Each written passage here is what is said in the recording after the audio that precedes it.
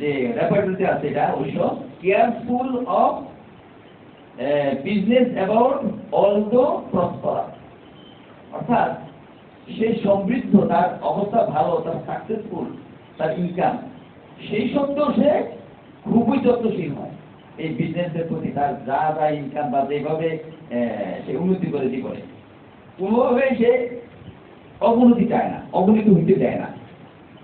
তার একটা ভয় থাকে, আমি ব্যর্থ হয়ে যাব, আমি আমি গরিব হয়ে যাবো, যে বলছিলেন তার মধ্যে গরিব হয়ে যাব, মানে তার এরকম অবস্থা ছিল। হ্যাঁ, এরপরে সে এমনই কৃপণ, এমনই সে কৃপণ, সে তার ছেলেকে, ছেলেটা সাইকেল বাইসাইকেল চেয়েছিল, এই মাত্র 10 থেকে 12 হাজার টাকা, তার কাছে অলরেডি 9 লক্ষ টাকা আছে। আর তো মানুষের যে টাকা দিচ্ছে এই টাকা পয়সা আছে, ক্যাশ আছে 9 লক্ষ টাকা। একটা মাত্র তার ছেলে, দুইটা মেয়ে, একটা মেয়ে বিয়ে দিয়ে করছে। এখন ছেলেকে যে মানে সে নিজে বলতেছে আমি সাইকেল কিনে নেই, কারণ কারণ এখন যদি তারা চাইতে যদি তাকে টাকা দিয়ে দিই, সাইকেল কিনে দিই, তাহলে অন্যটা সে বায়না করবে। দেখেন আপনারা, তার কাছে 9 লক্ষ টাকা আছে, আর তার স্বামী তো ইনকাম করছে, কিন্তু দেখেন এরকম অবস্থা তো সে ভয় পেতেছে, সাইকেলটা যদি কিনে দিই তাহলে আরো টাকা চাইবে, আরো তার খসা যাবে টাকা, মানে সে গরিব হয়ে যাবে। হ্যাঁ, এখন পরে তার ওই ছেলে, মানে তার মেয়ে, যে মেয়েটাকে বিয়ে দিচ্ছে, এই মেয়েই তার সাইকেল কিনে দিচ্ছে। ছেলে এতটুকু একটা ছোট্ট ছেলে বলছে তার মাকে সে কৃপণ, তাকে কিপটা বলছে তার মাকে। হ্যাঁ, এই জিনিসটা। এখন আমি দেখলাম যে তার মধ্যে যে টাকা থাকা সত্ত্বেও সে নিজেকে পুয়ার মনে করত, অর্থাৎ ডেলিউশন হি ইজ পুয়ার, এই রূপরেখার মধ্যে সে পরিণাম আছে। তার মানে কি? তার মানে সে কখনোই ধনী নিজেকে মনে করতো না। হ্যাঁ, না যদি আবার আমি গরিব হয়ে যাই, অর্থাৎ একজন যদি একজন ডাক্তার যদি এরকম হয়, চিকিৎসক, তার অনেকগুলো রুগীও আছে অলরেডি, তারপর যখন কিছু রুগী কম হয়তো টেনশন করে, এমনিতেও সে টেনশন থাকে, সবসময় কেয়ার থাকে, একদিনও বন্ধ দেয় না চেম্বার। তার চেম্বার বন্ধ করতে তার রুগী আসবে না যদি তাকে না পায়, এমন সে ইয়া থাকে, মানে কি বলে সতর্ক থাকে। তো এরপরে তাকে আমি এই তিনটা লক্ষণে, একটা লক্ষণ ছিল এরপরে আবার কথা ছিল, যখন তার স্বামী উল্টাপাল্টা চলতো, তখন সে আমি বলতে চাইছিলাম যে তুমি চলে গেলে না কেন এই স্বামী ছেড়ে। তখন সে বলার আগে বলতেছে যে বাঙালি মেয়েদের তো স্বামীর ঘর করতে হয়, যতই সমস্যা থাকে। হ্যাঁ, তখন এটি সে কি বুঝালো, সে এই সমস্যাটা সে মাথা পেতে নিচ্ছে এই নৈতিকতা বোধের জন্য, মোরালিটির জন্য। তো এইখানে রুব্রিকটা ছিল sensitive moral impression, sensitive two moral impression, তার মানে নৈতিকতা বোধের সাথে সংবেদনশীল ছিল, আর যার কারণে সেই অসুস্থতাগুলো তার মধ্যে আসছে। এরপর তার কি কৃপণতা, এগুলো তার অসুস্থতার কারণ। এরপরে এই আরেকটা লক্ষণ ছিল, ওই যে এই যে লক্ষণটা বলছেন, careful of business about although prosper. এই তিনটা লক্ষণে আমি ওষুধ আসতে সরিলাম। আর এগুলো কিন্তু স্থায়ী লক্ষণ, ইভেন বলছেন স্থায়ী লক্ষণ ওষুধ দিতে হবে। এই তিনটা স্থায়ী লক্ষণে আপনার ওষুধ দিলাম, মানে আমার কাছে তবু, মানে আমি যেহেতু সরিলামের এই ধরনের এগুলো জানতাম না, আমি ফিজিক্যাল আলোচনা হয়েছে এগুলো জানতাম, কিন্তু আমি একটু মন দিচ্ছিল, আমি কিন্তু অনেক ধমক দিচ্ছি, তুমি কিন্তু ভালো যদি সব কথা না খুলে বলো, তোমাকে আরো ওষুধ দেবো না। একদিন একসাথে দেখা হইলো, 2-3 দিন না 4 দিন পরে, বলতেছে আমি এখন ব্যথা ব্যথা তো কোনো কিছু হলো করতে না, খুব ফাইনালি খুব ভালো, শরীর খুব ভালো লাগতেছে। তাইলে এতদিন আমি কি ভুল করেছিলাম, যেই বিষয়টা যে সরিনামের ব্যক্তিত্ব ছিল তার প্রবল পাবে, সেটা আমি কিছু দেখতে পাইনি। পরে তার স্বামীর ইয়াতে গল্পে সেটা বেরিয়ে আসলো, কিন্তু আমি এটাকে উদ্ধার করতে পারিনি। তবে আমি এই জন্য দুঃখিত। তো এখন এই পরিণাম দিয়ে আমি তার ফিরতে পাথরগুলো হইতে শুরু করে সমস্ত যত সমস্যা, তার আর সমস্যা ছিল, গ্যাস্ট্রিক সমস্যা ছিল, এই সেগুলো সব চলে গেছে। তা আমি এখন একটু আলোচনা করতেছি। হ্যাঁ, পাওয়ারটা মনে হয় 30 ছিল, পরিণাম 30। হ্যাঁ, পরিণাম 30, তার এক ডোজ দিচ্ছি আর ওই তো ভাইটাম দিয়েছি। না স্লো না, কারণ কি যে এখন মাইন্ডের উপর দিলে কিন্তু দ্রুত দ্রুত কাজ করে। এই জিনিসটা আমি বলতে চাইতেছি যে মাইন্ডের উপর যখন দিবেন তখন দ্রুত কাজ করবে, চিন্তা করবেন না যে কি কাজ করে। হ্যাঁ, যেমন আমার মেয়েকে এটা বললে হয়তো আপনারা বলবেন যে আমি ব্যর্থ হই, আমি ঠিকই ব্যর্থ। আমার মেয়ের ক্ষেত্রে চিকিৎসার ক্ষেত্রে এমনি তো অনেক ওষুধ দিয়েছি তাকে, বা ভালো ছিল, আমি সে খুব উপকারিত আছি। তো ওই যে একবার যে আমি বলছিলাম যে তাই না, হ্যাঁ, মাথা ব্যথা না না না ন্যাচারালি তো কিছু উপর হইতে মাথা ব্যথা চলে গেছে, কিন্তু এমন প্রচন্ড মাথা ব্যথা শুরু হয়েছে, বমি শুরু হয়েছে। হ্যাঁ, সেগুলোতে পরীক্ষা নিরীক্ষা করে দেখা গেল যে তার ব্রেনে ইনফেকশন দেখা দিচ্ছে। এখন ব্রেন ইনফেকশন দেখা যে তার সমস্যা দেখা দিচ্ছে। এখন তার ঢাকায় ডাক্তার করছে যে ইয়ে থেকে। এখন তাহলে প্রশ্ন করতে আপনি ডিল দিতে পারেন না কেন? আমি তার ব্যক্তিগত প্রশ্নগুলো করতে পারিনি, কারণ তার ব্যক্তিগত আমি তো বাবা, আমার কাছে বলেই না, বাবা তুমি বলো কোনো কারণ থাকলে, কোনো কিছু থাকলে, গোপনীয় কিছু থাকলে বলো। এ বলো যে না আমার কোনো কিছু নাই। তো এখন আমি তো সংগ্রহ করতে পারিনি। তখন ঢাকা নিয়ে গেছে প্রায় 1,70,000 টাকা আমার ওয়াইফ ঋণ করে ফেলছে এই মেয়ের চিকিৎসার জন্য। পরে আমি তো মাথা আমার খারাপ হয়েছে, মেয়ে তো দুর্বল হয়ে যেতেছে, খুবই দুর্বল হয়ে যেতেছে, আমি মানুষের চেয়ার নাই এমন অবস্থা। আমি তো এবার আমি বলতেন আমার ওষুধের দ্বারা চিকিৎসা করতেই হবে। এখন আমার ওয়াইফে আমার তো টাকা নেই, আমার ওয়াইফে তো রাজি হয় না। দেখ আমার ইয়েতে সে রাজি দিতে। এখন আজকালকে বুকিং আগে বুকিং দিলাম 3,000 টাকা, ওনার ইয়াকে 3,000 টাকা বুকিং দিলাম।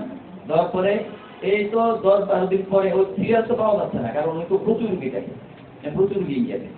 তো পরে যে উনি একদিন পাইলো, নিল, নেওয়ার পরে আমি বলতে চাইছিলাম যে 25 মিনিট রেকর্ড করছে। তো ব্যক্তিগত প্রশ্নগুলো করছে, আমাদেরকে দূর সরাই দিয়া বলে আপনারা ইমরান ভাই আপনার ওয়াইফ সহ ভাবি সহ আপনি দূরে যান, কাছে থাকবেন না, আমরা আগে একটু ব্যক্তিগত প্রশ্ন করবো। তো আমি তো আমরা দূর সরে গেছি। প্রায় 10-15 মিনিট ব্যক্তিগত প্রশ্নগুলো করছে। করার পরে এবার বলে তোমার মা বাবাকে ডাকো। তাই গেলাম আমরা, ইমরান ভাই আপনি তো ওষুধ দিচ্ছেন অনেকই, আমি তো ওষুধ বলি আমি দাদাই বলি আর কি, দাদা বলি আপনি বলতে হবে না আপনি ওষুধটা দেন নাই। দেখেন কেমন ডাক্তার, যে ওষুধটা আপনি যদি দেইনি উনি বুঝতে পারছেন আপনি ওষুধটা ইমরান ভাই দেন নাই। এখন বলি ওপিওয়েড 30 আপনি এখন দিবেন, 7টার সময় দিবেন, সন্ধ্যার আগে ছিল আর কি, না দুপুরে দিয়েছিল, সন্ধ্যার সময় 7টায় ওপিওয়েড 30 দিবেন। তা আমি এটা ফ্রিজে বাইক করছি, একটা দোকানের মাত্র পাইছি ওপিওয়েড 30 দেওয়ার পরে দেখেন মেয়ের অবস্থাটা, যেখানে মেয়ে শুয়ে থাকতো, বসেও থাকতে পারতো না অনেকক্ষণ, সেই মেয়ে 10 মিনিটের মধ্যেই আমার ছোট ভাই ঘরে চলে গেছে, অন্ধকারে প্রায় এখান থেকে ওই যে অভিষেক পর্যন্ত ছোট ভাইয়ের ঘরটা, এখান থেকে নিচে হেঁটে একদম কোন রকমের সাহায্য ছাড়া আমাদেরকে না দেখে চলে গেছে। কি রে আমার মেয়ে জিজ্ঞাসা করলাম কোথায় গেছে, পরে খুঁজে যে ওই গেলে গেছে। আমি তাহলে ওষুধের উন্নতি শুরু হয়ে গেছে। হ্যাঁ, পরে 3 দিন পরে দেখলাম যে সে সিঁড়ি বেয়ে দোতলাতে উঠে গেছে তার চাচার আরেকটা তার বাড়িতে। এই যে উন্নতিগুলা মানসিকভাবে যদি দিতে পারে ঠিকঠাক মতো, পারফেক্ট সিমিলার ভাবে, তাহলে কি উন্নতি হবে ভাবতে পারবেন না, কত দ্রুত উন্নতি হবে। দেখ আমি একটু আসি এখন সোহেলের আরেকটা ব্যাপার হলো যেটা আলোচনা হয়নি, সেটা সে যেই অবস্থাটা আছে সেও জানে যে অবস্থাটা যদি ভালো, তাহলে সে টেনশন করে কেন, মানে যাতে নিচে না যায়, তার অবস্থাটা খারাপ না হয়। এমনকি সে এমন একটা অবস্থা আছে, সে জানে যে আমার অবস্থাটা ভালোই, তারপরও সে খুবই কোনো মতো সে মানে অসতর্ক হয় না, যাতে নিচে না নামে, অর্থাৎ ফিয়ার ডাউনওয়ার্ড, নিচে যেতে ভীত বরাক্ত যেমন আছে। হ্যাঁ, আরেকটা বিষয় হচ্ছে ব্যাড দিতে রিমেনিং। ব্যাড মানে হলো বিছানা, আমি সাধারণত যদি বলি, কিন্তু মেটাফরিক্যালি যদি বলি সেটা কমফোর্টেবল এবং আপনার নিরাপত্তাজনিত জায়গা। আমরা যখন বিছানা থাকি, শুনুন আপনি কি কখন ভয় লাগে, কোনো অনিরাপদ লাগে না, আমরা আরাম লাগে, তখন এই ঘুম আসে শুনুন। হ্যাঁ, তখন সেই তার ব্যাগ কি, তার ব্যাগ হলো সে যে অবস্থা আছে সেই অবস্থাটা আরামে আছে সে, এবং নিরাপদ ভাবে আছে, সে জানে। তারপর কেন টেনশন করে, ওই টেনশনটা করে নিচে যাতে না যায়, অর্থাৎ তার এই অবস্থাটা নিচে না যায়, উপরে নিচে যাতে না যায়। যেমন একজন ডায়াবেটিসের রোগী কি করে, তার নর্মাল ডায়াবেটিস চলতেছে, তারপর সে ওষুধ খেয়ে যাচ্ছে। এখন আপনি তাকে বললেও সে শুনবে না, ডাক্তার বলতেছে আর দরকার তো নেই এখন ওষুধ খাওয়ার, না যদি আবার বাইরে যায়, হ্যাঁ নিচে যার সমস্যা নেই, যদি যদি বাইরে যায়, মানে সে সবসময় একটা ইয়া মনে করে যে অনিরাপদ মনে করে ইয়াতে কোনো কিছুতে, তার জীবনের সমস্ত কিছুতে, মানে অর্থাৎ যেটার সাথে কি বলে এই নিরাপদ রাখতে রাখি কি বিষয়, যেটা এখানে লাভ লোকসানের হিসাব আছে, যে বিষয়টা ব্যবসায়িক বিষয় বা তার জীবনের বিষয়গুলো। যেমন ছেলে মেয়ে সবাই শিক্ষকের ভালো অবস্থা আছে, উনি রিটায়ার করতে বুড়ো বুড়ি, তারপরে ওই যে টেনশন আপনি কমে যায়, সম্পত্তি কমে যায়। তারপরে এখানে আরেকটা আমি বলতে চাইতেছি যে এখানে তার আবার ইয়া আছে, যেমন কতগুলো বিষয় আমরা কি আশা করতে পারি, যেহেতু সে ব্যবসা নিয়ে চিন্তা করে, তাহলে সে লোভী হওয়ার কথা, মানে ব্যবসা আরো বাড়াইতে চায়, কিন্তু এখানে গ্রিডিতে মানে যেটাতে মানে আরো চাই সেটাতে কিন্তু নাই, এই ওষুধটা নাই, তার মানে সেই পর্যায়ে না, অর্থাৎ তার ব্যবসায়িক যেমন বিজনেস টক্স হবে সে নাই, মানে মানুষ লাভ লোকসান, প্রত্যেক বিষয়ে লাভ লোকসান চায় না, মানে লাভ করতে চায়, কিছুতে লাভ চায়, মানে লোকসান চায় না, কিন্তু এখানে বিজনেস টক্স তো অনেকে বলবে যে, যেমন রুগী আপনার কাছে আসলো, বিজনেস টক্স কিভাবে ধরবেন, রুগী বলবে আমি অনেক চিকিৎসা করি কোনো ফল পাই না, আপনি যদি আমার একটু উপকার করতে পারেন তাহলে ওষুধ নিয়মিত করবো, এরকম অনেক রুগী বলতে পারে, বলে না, এটা হলো বিজনেস টক্স। কিন্তু সরিনাম এরকম না, বিজনেস টক্সের সরিনাম নাই, আবার এলিমেন্ট ফ্রম বিজনেস ফেলিওরে তো সরিনাম নাই, অথচ ফিয়ার ফেলিওরও বিজনেসে আছে। এটা বুঝতে পারছেন তো, কেন ফেলিওরের কারণে সে অসুস্থ হয় না? কারণ ফেলিওর তো তার হয় না, সেটা মনে করে, সেটা ভয় পায় ফেলিওরের, কিন্তু ফেলিওর তো তার হয় না, সে এত কেয়ার করে কিভাবে সে ব্যর্থ হবে ব্যবসা, বুঝলেন না, সে কোনোভাবে তো স্কোপ দেয় না ফেলিওর হওয়ার, এই জন্য এলিমেন্ট ফর ফেলিওরও সে নাই। এবং ইনসিকিউরিটি, মানে নিরাপত্তাহীনতা বোধ, এটা তো সে নাই, কারণ সে তো ওই যে অসন্তুষ্ট, ডিসকন্টেন্টেড, মানে সে তৃপ্ত হয় না এটা ঠিক, কিন্তু সে নিরাপত্তাহীনতা এবার ভোগে না। কিন্তু যেমন তার ছেলে বা মেয়ে যদি নাম্বার আনলো 95 পাইলো, 100 পাইলো না কেন, আবার আপনার কাছে চিকিৎসা চলতেছে, চিকিৎসায় আস্তে আস্তে ধীরে ধীরে আগে হইতেছে, সে বলতেছে না স্যার আমার তো যদি না হয় আমি তো এমনও আশা করতে পারি না স্যার।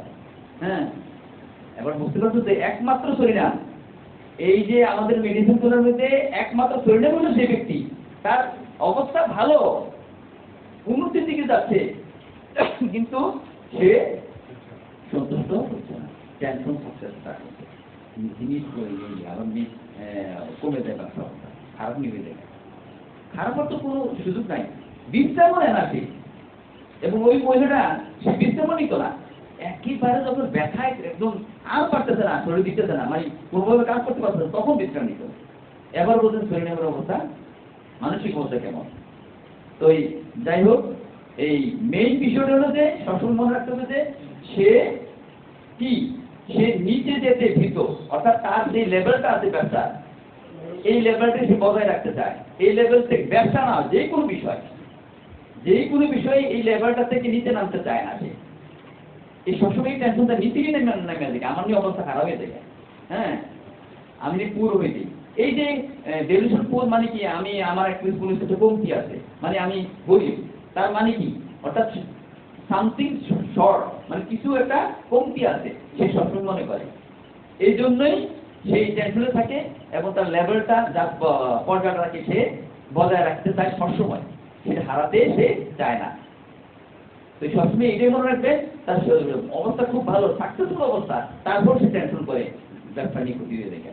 সবাইকে ধন্যবাদ, সবাই ভালো থাকবেন, সুস্থ থাকবেন, আর আমার চ্যানেলটাকে সাবস্ক্রাইব করবেন, ডক্টর ইমরান হাসান খান ইউটিউবে। আপনারা যদি প্রশ্ন করবেন, প্রশ্ন না করলে জানতে পারবেন না, আর জানার জন্য যখন আপনার আগ্রহ হবেন তখন আমিও আবার কিন্তু ভালোভাবে নিজেকেও তৈরি করতে পারবো, আপনাদেরকেও ইয়ে করতে পারবো, হ্যাঁ আমার অভিজ্ঞতা শেয়ার করতে পারবো ভালোভাবে।